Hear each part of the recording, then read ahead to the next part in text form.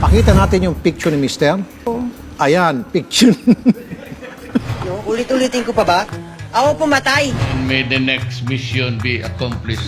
At dahil napakarami na ng nakidugtong sa ating Most Awkward Moment series, Paano masabi? ako na lang ang mag-a-adjust. At para hindi kayo malito, part 100 na kaagad tayo mga Lodi. Narito na ang Most Awkward Moments in Philippine TV, part 100.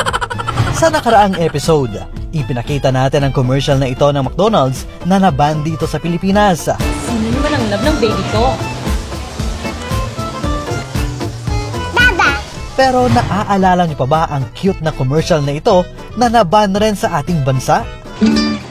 Girlfriend mo na ba ako? Ayoko nga. Di pa ako ready. Ha? Demanding ang mga girlfriend. Gusto ganito, gusto ganyan. Ewan, gusto ko lang naman ng McDo fries eh. Talaga? Ayon kasi sa CBCP, masyadong mababaw ang mensahe ng nasabing commercial at ginawa pang cheap ng McDonald's ang pakikipagrelasyon ng mga tao na tinutumbasan lang daw ng French fries. Dahil dito, agad namang tumalima ang McDonald's Philippines at hindi na ipinalabas ang naturang advertisement. Bago tayo magpatuloy, huwag kakalimutang mag-subscribe sa Di Umano TV. Magandang tanghali po, ma'am. Talagang laugh trip naman ang episode na ito ng Raffy Tulfo in Action matapos na hindi mapigilan ni Sir Raffy ang paghalakhak matapos na makita ang larawan ng inirereklamong lalaki ng kanyang misis. Pakita natin yung picture ni Mister. Ayan, picture. Okay. Magandang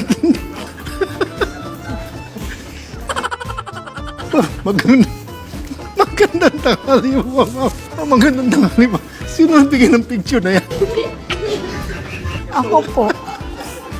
Comment down below kung nahawa rin kayo sa pagtawa ni Idol. Magandang Sa isang episode naman ng Kambal Karibal ng GMA7, nag-viral din ang bahaging ito kung saan nilalapatan ng di umano'y CPR ang karakter ni Carmina Villaruel.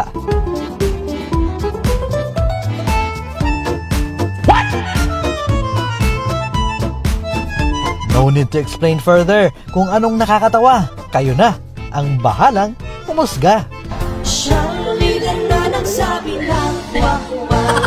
Viral din kamakailan ang post-script ng mga newscasters ng 24 oras matapos na magbitaw ng awkward joke si Mel Chanco kay Mike Enriquez. Natanong kasi noon kung anong pangalan ng alagang aso ni Mike. Buma tsaka si Mickey. Buma? Eh, palayaw mo yun, ha? Kamukha mo? Kamukha mo? Kamukha mo? What? Ay, sorry. Sorry. Mike.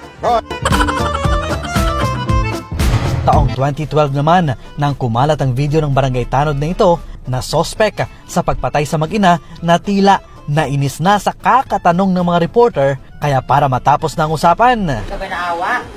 May galit ka ba dun sa pamilya? Ate, mga katanungan nyo, no comment na po ako dyan. Ulit-ulitin ko pa ba? Ako pumatay. Wala akong kasama.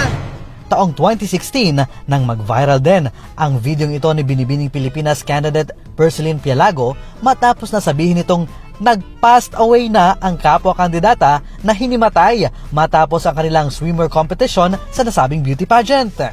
Is she passed away? Patay agad? Is she passed away kasi she's really hungry? And speaking of beauty pageant mga kaibigan, sino naman ang makakalimot sa Hokage Mission Failed video ni Chavit Singson kay Miss Universe 2018 Catriona Gray?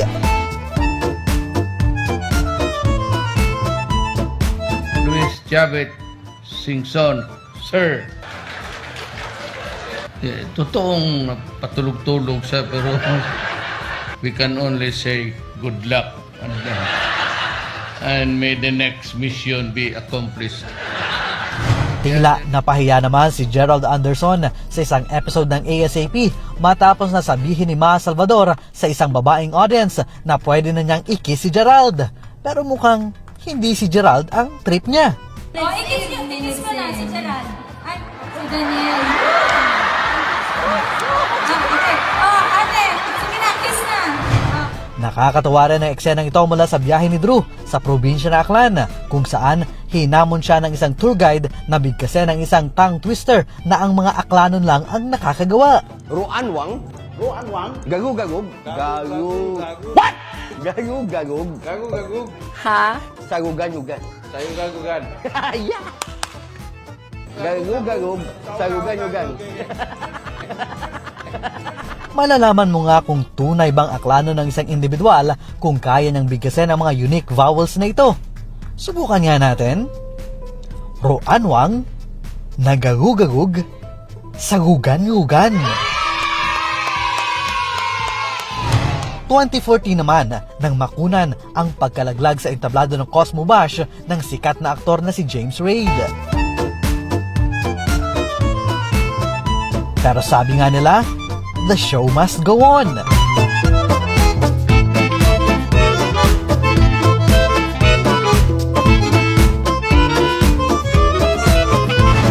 Manny, you have something very kind to say about us, Yeah, to I the people have, of the Philippines. Hello Philippines. Itong mga kasama ko, hindi sila nakakaintindi ng Tagalog. At akala nila pinupuri ko sila, pero sila ay hindi nakakaintindi, kaya pwede natin silang ibinta.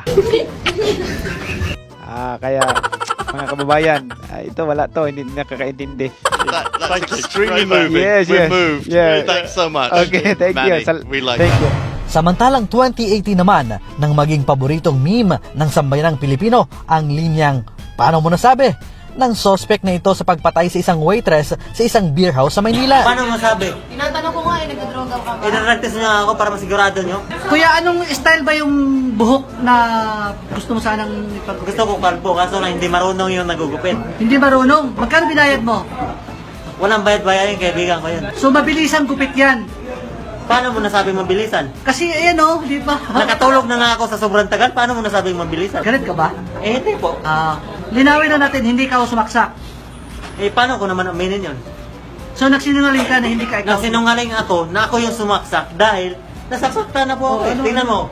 O yan, namamaga yung pa ako. Bumata ka ba? Kuya, gumamit ka? Gumamit? Oo. Bakit mo ba ang tanungin? Dapat drug test mo na lang ako para masiguro mo. Hindi mo na makikita sa sarili yung pangangatawan ng tao, sa mukha ng tao. Ayan, fiction. Ulit-ulitin ko pa ba? Ako pumatay! May the next mission be accomplished. At yan ang ating Part 100 ng Most Awkward Moments in Philippine TV. Gandang tanghali mo, ma'am.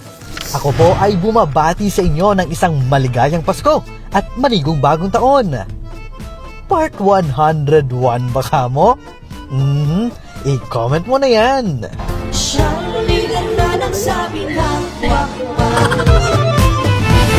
Kung nagustuhan mo ang presentasyong ito, huwag kakalimutang mag-subscribe at pindutin ang notification bell para hindi ka mahuli sa mga susunod na mga kwentong di umano.